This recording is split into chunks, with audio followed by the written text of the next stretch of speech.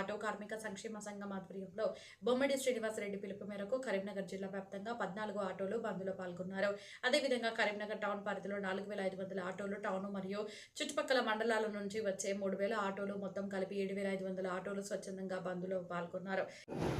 ఈ సందర్భంగా బొమ్మడి శ్రీనివాసరెడ్డి అధ్యక్షులు మరియు ప్రధాన కార్యదర్శి బండారి సంపత్ పటేల్ మాట్లాడుతూ, కాంగ్రెస్ ప్రభుత్వం చర్చలు సఫలమని, రాత్రిపూట ఆటో సంఘాల బంద్ను విచ్ఛిన్నం చేయడానికి కాంగ్రెస్ ప్రభుత్వం ప్రయత్నిస్తుందని, ఒకవేళ చర్చలు జరిపినట్లయితే రవాణా శాఖ మంత్రి పొన్నం ప్రభాకర్ మీడియా ముందుకు వచ్చి మా ఆటో నాయకులతోని కలిసి ఎందుకు చెప్పడం లేదు, ఒకవేళ నిజంగానే మా సమస్యలను పరిష్కరించాలని మీకు ఉంటే కార్మిక శాఖ మంత్రి ద్వారా కానీ లేకపోతే రవాణా శాఖ మంత్రివర్యులు అయినా మీరు కానీ 7,50,000 మంది కోసం మాట్లాడడానికి మీకు టైం దొరకడం లేదా అని అడిగారు. మాకు 12,000 రూపాయల సంవత్సరానికి ఇవ్వాలని, సంక్షేమ బోర్డు ఏర్పాటు చేయాలని, ప్రమాద బీమాను వెంటనే అమలు పరచాలని, ఇందిరమ్మ ఇళ్లు ఇవ్వాలని, ర్యాపిడో, ఓలాలో నడుస్తున్న 2-వీలర్ బైకులను వెంటనే రద్దు చేయాలని, ఇన్సూరెన్స్ ప్రీమియం తగ్గించాలని, ఉచిత బస్సు పైన ఉన్న ఆలోచన చేయాలని, మా ఆటో డ్రైవర్ల పైన ప్రేమ ఉంటే వెంటనే మా ఆటో డ్రైవర్ల డిమాండ్లలో నిర్దిష్ట పరిధిలో టైం లోపల నెరవేరుస్తామని పత్రికాముఖంగా కానీ టాబ్లెట్లో చర్చించి కానీ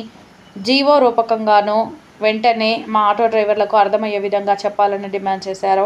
ఈ కార్యక్రమంలో కరీంనగర్లోని అన్ని ఆటో స్టాండ్ల అధ్యక్ష కార్యదర్శులు, మండలాల కార్యదర్శులు, గ్రామ శాఖ అధ్యక్షులు, కరీంనగర్ ఆటో కార్మిక సంక్షేమ సంఘం కార్యవర్గ సభ్యులు, దాదాపుగా కరీంనగర్లోని 14,000 ఆటో డ్రైవర్లు ఆటో బంద్లో పాల్గొన్నారు.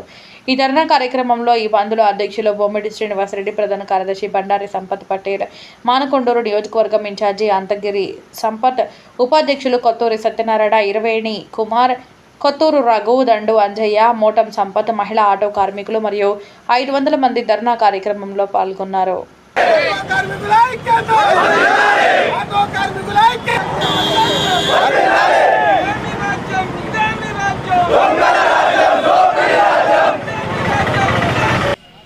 కరీంనగర్ ఆటో కార్మిక సంక్షేమ సంఘం ఆధ్వర్యంలో కరీంనగర్ జిల్లా వ్యాప్తంగా 100% బంద్లో ఆటో డ్రైవర్లు స్వచ్ఛందంగా పాల్గొనడం జరుగుతూ ఉంది.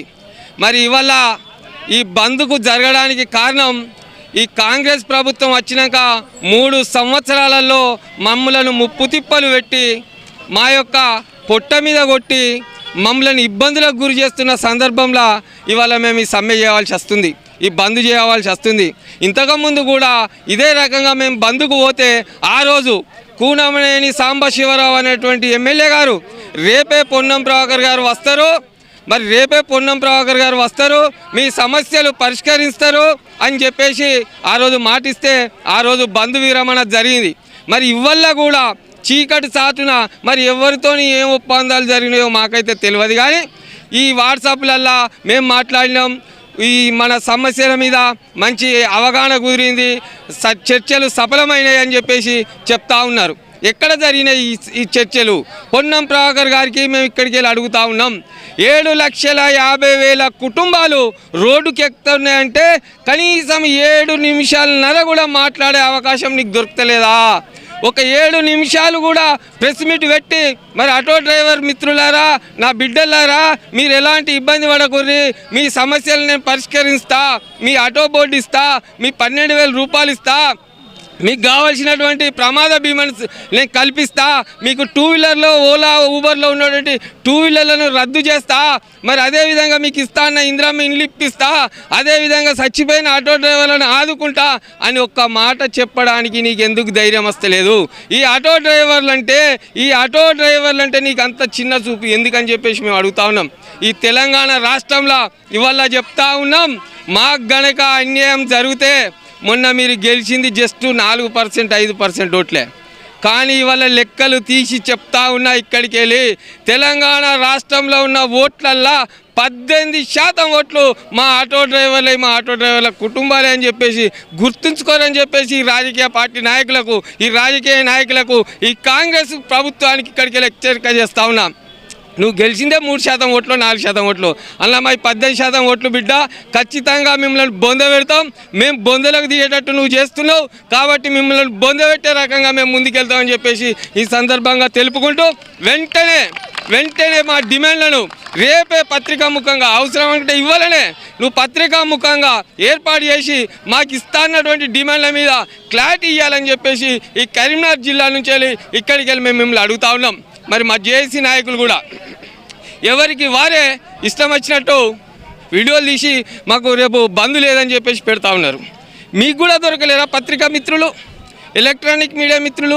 ఎవరితోని ఎందుకు మీతో మాట్లాడిన కమిషనర్ గారు ఇంకెవరైనా ఉంటే మరి మనతో చెప్పచ్చు కదా, వాళ్ళతోని క్లారిటీగా మీరు ఒక మాట ఇప్పించచ్చు కదా, అప్పుడే కదా మన ఆటో డ్రైవర్ల సమస్యలు తీరుతాయని చెప్పేసి మాకు ఒక నమ్మకం ఏర్పడేది. మీరు కూడా తప్పడాడి చేసిర్రు, ఇక ముందు కూడా అలాంటి తప్పు జరగకుండా చూసుకోవాలని చెప్పేసి వారిని కూడా హెచ్చరిస్తున్నాం. ఎందుకంటే మా కుటుంబాలు రోడ్డున పడ్డాయి కాబట్టి ఇప్పటికైనా ఈ సమస్యల మీద వెంటనే మాకు క్లారిటీ కావాలి. జై ఆటో డ్రైవర్, జై జై auto driver. Bommadi Srinivas Reddy, Karimnagar auto కార్మిక సంక్షేమ సంఘం అధ్యక్షులు. తెలంగాణ వ్యాప్తంగా 24 గంటల ఆటో బంద్ను విజయవంతం చేసిన తెలంగాణ రాష్ట్ర ఆటో డ్రైవర్లకు మరియు మన కరీంనగర్ ఉమ్మడి జిల్లా ఆటో డ్రైవర్లకు, కరీంనగర్ పట్టణ ఆటో డ్రైవర్లకు చేతులెత్తి నమస్కారం చేస్తున్నా. పిలవగానే ఇంత పెద్ద ఎత్తున వచ్చి ఈ మన్నికను మమ్మలను మన ఆటో సంఘాన్ని గౌరవప్రదంగా గౌరవించారు. మీ అందరికీ పేరు పేరున ధన్యవాదాలు తెలియజేసుకుంటున్నామన్నా. ఇంకా అసలు సంగతికి వస్తే కాంగ్రెస్ పార్టీ చేసిన దౌర్భాగ్య స్థితి ఏంటంటే మనకిచ్చే మేనిఫెస్టోలో 12,000 రూపాయలు ఇస్తానని చెప్పి 3 సంవత్సరాలు అయింది. ఏ ఒక్కరు కూడా స్పందించట్లేదు. కనీసం ఈ 3 సంవత్సరాలలో అసెంబ్లీ సమావేశాలు సుమారు 12-14 అసెంబ్లీ సమావేశాలు జరిగినాయి. అటు ఎమ్మెల్యే గారు కానీ, ఒక ఎంపీ గారు కానీ, ఒక మంత్రి గారు కానీ, ముఖ్యమంత్రి గారు కానీ ఒకరు కూడా మా ఆటో డ్రైవర్ల పట్ల ఏ ఒక్కరు కూడా మాట్లాడటం లేదు. మేము ఏం తప్పులు చేసినాం అయ్యా, మా కరీంనగర్ ముద్దు బిడ్డ, మేము గతంలో 15 సంవత్సరాల కింద 24 గంటలు పొన్నం ప్రభాకర్ ఇంటికాడ వండుకుంటూ మా ఆటో డ్రైవర్లు ఎన్నో ఓట్లు వేసిరు.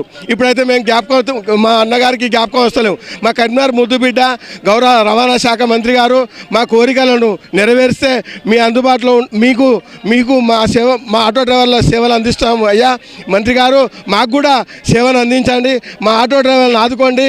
చనిపోయిన ఆటో డ్రైవర్లకి ఎక్స్గ్రేసే కానీ 5 లక్షల రూపాయలు ఇస్తామని ఇస్తలేరు. మాకు డబుల్ బెడ్రూమ్లు ఇవ్వండి. తక్షణమే మాత్రం మీరు 12,000 రూపాయలు తక్షణమే మా ఆటో డ్రైవర్లకు సాయంత్రం వరకు ప్రెస్ ద్వారా చెప్పి మాకు అమలు చేసే విధంగా మా కోరికలు నెరవేర్చాలని చెప్పి ఈ సందర్భంగా గౌరవ మంత్రి గారిని వేడుకుంటున్నాం. గౌరవ ముఖ్యమంత్రి రేవంత్ రెడ్డి గారిని కూడా కోరుకుంటున్నాం. బండారి సంపత్ పటేల్, కరీంనగర్ ఆటో కార్మిక సంక్షేమ సంఘం ప్రధాన కార్యదర్శి, కరీంనగర్.